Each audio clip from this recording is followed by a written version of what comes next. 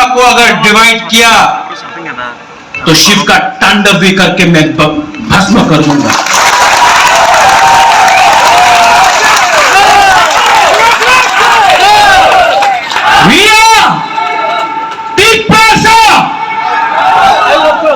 We are not scared of anyone. We love everyone.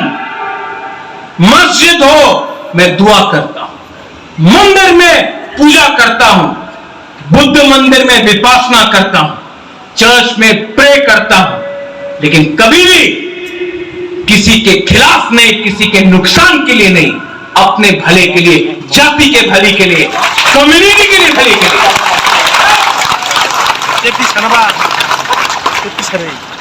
I urge all of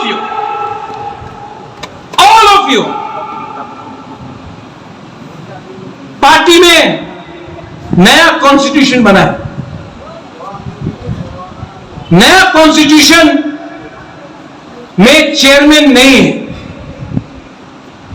अब से chairman का post नहीं। मैं आप सबको हाथ जोड़ के विनती करता हूं, विजय रामखोल मेरा प्रेसिडेंट है,